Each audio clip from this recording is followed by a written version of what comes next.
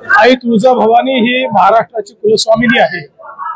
प्रत्यक्ष छत्रपतींना, छत्रपती शिवरायांना आई तुळजाभवानींचा आशीर्वाद होता आणि त्यांनी हिंदवी स्वराज्याची स्थापना केली, रयतेचं राज्य आणलं।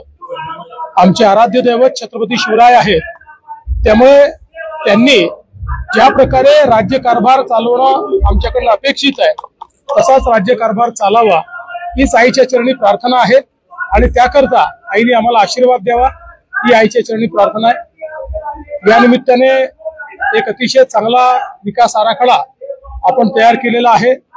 मंदिराचं काम देखील चालू झालेलं आहे। राणा जगजित सिंगजी यांनी स्वतः त्याच्यामध्ये खूप चांगलं लक्ष घातलेलं आहे।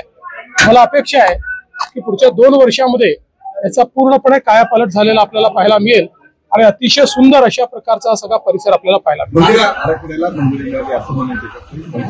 मंदिर आराखड्याला मंजुरीच आहे, त्यात काही टेक्निकल गोष्टी आता फक्त अंतर्भूत करायच्या, तेवढं झालं की सगळी मंजुरी होणार आहे। पण त्याची वाट न पाहता आम्ही तात्काळ जी महत्वाची कामं आहेत त्याच्याकरता पैसा रिलीज करतो। सर, एकच प्रश्न, उदयनराजेंनी शिवाजी महाराजांबद्दल जे वक्तव्य वेगवेगळे होत राहतात त्याच्याबद्दल नाराजी केली, सरकारवर नाराजी व्यक्त संभाजी महाराजांनी केलेली आणि त्याच्यात प्रकाश आंबेडकरांनी सुद्धा टीका केलेली आणि स्पष्ट करावाची भूमिका मागणी केलेली। सर, छत्रपती शिवराय हे आमचे आराध्य दैवत आहेत आणि आम्ही छत्रपती शिवरायांचा मान सन्मान स्वाभिमान राहावा याकरता जे लागेल ते करेल।